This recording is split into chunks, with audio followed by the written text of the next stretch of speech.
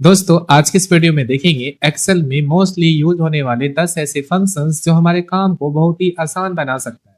तो दोस्तों बिना देर के इस वीडियो को शुरू करते हैं।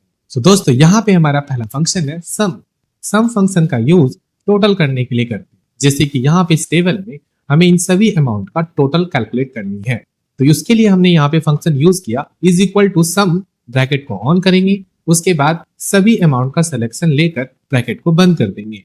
जैसे हमने इतना करने के बाद एंटर करेंगे तो यहाँ पे हम देखेंगे कि हमारा इन सभी टोटल अमाउंट का कैलकुलेशन हो गया है। एंड दोस्तों नेक्स्ट फंक्शन है प्रोडक्ट फंक्शन का यूज मल्टीप्लीकेशन करने के लिए किया जाता है। जैसे कि इस टेबल में हमें क्वांटिटी और रेट का मल्टीप्लीकेशन करना है और यहाँ पे उनका टोटल अमाउंट कैलकुलेट करनी है। तो उसके लिए हमने क्या करा, इज इक्वल टू प्रोडक्ट और उसके बाद हमने यहाँ पे क्वांटिटी और रेट का सिलेक्शन ले लिया। सिलेक्शन लेने के बाद हमने ब्रैकेट को बंद किया और एंटर कर दिया। सो आप देख सकते हैं क्वांटिटी और रेट का मल्टीप्लिकेशन होकर यहाँ पे अमाउंट पॉपुलेट हो चुका है। उसके बाद हम इन सभी के लिए नीचे ड्रैग कर देते हैं, तो जितने भी अलग अलग क्वांटिटी रेट हैं सबके लिए टोटल अमाउंट पॉपुलेट हो गया। एंड दोस्तों नेक्स्ट फंक्शन है मैक्स। दोस्तों यहाँ पे कुछ स्टूडेंट के नेम और उसके मार्क्स दी गई है। हमें कहा जाता है जितने भी स्टूडेंट है इनमें से किसका मार्क्स सबसे ज्यादा है। हमें यहाँ पे मैक्सिमम मार्क्स फाइंड करनी है, तो उसके लिए हमने यहाँ पे इज इक्वल टू लिखा मैक्स, ब्रैकेट को ऑन किया और जितने भी स्टूडेंट के मार्क्स हैं उन सभी सेल का सिलेक्शन ले लिया। उसके बाद ब्रैकेट को बंद किया और एंटर किया। सो फाइनली आप देख सकते हैं इन सभी मार्क्स में से जो सबसे ज्यादा है वो यहाँ पे पॉपुलेट हो चुका है। एंड दोस्तों नेक्स्ट फंक्शन है मिन। दोस्तों मिन फंक्शन का यूज मिनिमम वैल्यू फाइंड करने के लिए करते हैं। जैसे कि यहाँ पे जितने भी मार्क्स है इनमें से मिनिमम जो भी वैल्यू है वो यहाँ पे आना चाहिए। उसके लिए हमने करा इज इक्वल टू मिन फंक्शन यूज किया। उसके बाद टोटल मार्क्स का सिलेक्शन ले लिया। उसके बाद ब्रैकेट को बंद किया और एंटर कर दिया। सो फाइनली आप देख सकते हैं इन स्टूडेंट्स में से जो मिनिमम वैल्यूज जिसके भी हैं वो यहाँ पे पॉपुलेट हो गए। सो दोस्तों यहाँ पे नेक्स्ट फंक्शन है सम इफ। दोस्तों सम इफ फंक्शन का यूज किसी पर्टिकुलर कंडीशन के बेस पर अमाउंट का टोटल कैलकुलेट करने के लिए किया जाता है। जैसे कि हमें यहाँ पे कहा जाता है इस टेबल में जो प्रोडक्ट्स जैकेट हैं उनके ग्रैंड टोटल फाइंड करो, तो यहाँ पे हमें उनके लिए सम फंक्शन यूज करना है। जैसे कि मैं यहाँ पे यूज करता हूँ सम इफ और उसके बाद हमने यहाँ पे रेंज लेना है प्रोडक्ट का, यानी कि जो प्रोडक्ट हमारा यहाँ कॉलम दिया हुआ उसका सिलेक्शन लेना है। उसके बाद कॉमा देना है और हम यहाँ पे चाहेंगे कि इन प्रोडक्ट्स में से जो जैकेट है उनका टोटल अमाउंट का सम कर दो। हमने यहाँ पे कॉमा देकर टोटल अमाउंट के कॉलम का सिलेक्शन लिया और ब्रैकेट को बंद करके एंटर कर दिया। सो फाइनली आप देख सकते हैं कि जितने भी जैकेट्स थे उनके टोटल अमाउंट का ग्रैंड टोटल फाइंड हो गया। एंड दोस्तों नेक्स्ट फंक्शन है यहाँ पे लैन। दोस्तों यहाँ पे लैन फंक्शन जो है वो किसी पर्टिकुलर सेल में लिखे हुए कैरेक्टर्स को काउंट करने का काम करता है। जैसे यहाँ पे हमारे पास एक आईडी नंबर्स दी गई है, इन आईडी नंबर्स का लेंथ कितना है ये हमें फाइंड करना है। तो उसके लिए हमने फॉर्मूला यूज करना है लैन और उसके बाद हमने यहाँ पे इस सेल का सिलेक्शन लेकर ब्रैकेट को बंद करके एंटर कर दिया। तो आप देख सकते हैं कि इस सेल में लिखे हुए कैरेक्टर्स 9 है। इसको हम जब नीचे ड्रैग कर देंगे तो जितने भी अलग अलग सेल में लिखे हुए कैरेक्टर्स हैं वो काउंट हो जाएंगे। तो दोस्तों यहाँ पे नेक्स्ट फंक्शन है काउंट। तो दोस्तों काउंट फंक्शन का यूज पर्टिकुलर सेल में लिखे हुए नंबर्स को काउंट करने के लिए किया जाता है।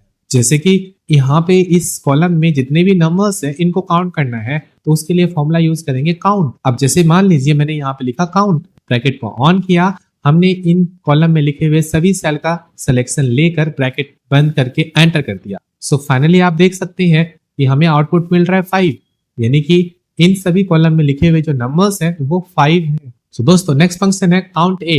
दोस्तों काउंट ए फंक्शन का यूज सिलेक्टेड किए हुए रेंज में जितने भी अलग अलग वैल्यूज है उनको काउंट करने का काम करता है। यानी कि अगर सेल ब्लैंक है तो उसको काउंट नहीं करेगा और सेल में कुछ भी लिखा हुआ होगा उन सबको काउंट कर लेगा, चाहे वो हमारा स्पेस है, यहाँ पे कॉमा है या फिर नंबर्स है, किसी को भी काउंट कर लेगा। तो मैं यहाँ पे काउंट ए फंक्शन का यूज करता हूँ और देखता हूँ कि यहाँ पे किस तरह से काम करता है। तो मैं यहाँ पे लिखता हूँ काउंट ए, ब्रैकेट को ऑन करूंगा और इन सेल में लिखे हुए सभी वैल्यूज का सिलेक्शन ले लूंगा। उसके बाद ब्रैकेट को ऑफ करके एंटर करूंगा तो यहाँ पे हमें मिल रहा है 7, यानी कि इन पूरे सेल में से 7 ऐसे सेल हैं जहां पे वैल्यूज नोट किया गया है, कोई कैरेक्टर्स लिखे गए हैं। अगर मान लीजिए मैं इन सेल में मैं स्पेस ऐड कर देता हूँ फिर एंटर करता हूँ, आप देख सकते हैं यहाँ पे इनको भी काउंट कर लिया।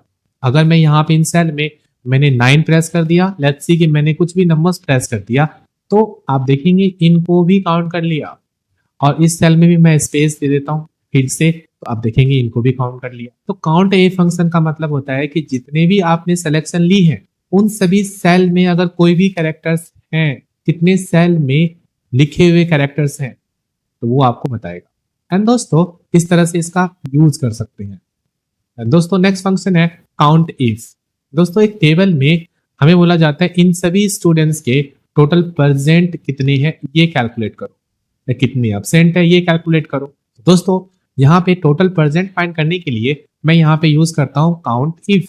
एंड यहाँ पे हमें इन सभी डेज में जो भी प्रेजेंट है उनको फाइंड करने के लिए डेज का सिलेक्शन ले लूंगा, जो प्रेजेंट एब्सेंट का जो यहाँ पे अटेंडेंस मेंशन की गई है। उसके बाद हमने यहाँ पे कॉमा देकर डबल कोट्स में मैं लिखूंगा पी और डबल कोट्स को बंद करके ब्रैकेट को बंद करूंगा, एंटर करूंगा। सो फाइनली आप देखेंगे कि इतने सभी सेल में जो लिखे हुए प्रेजेंट है वो यहाँ पे कैलकुलेट हो गए। अब इन सभी अलग अलग स्टूडेंट के लिए फाइंड करना है तो इसको नीचे ड्रैग कर देंगे। सो फाइनली आप देख सकते हैं कि सभी स्टूडेंट का टोटल प्रेजेंट फाइंड हो गया।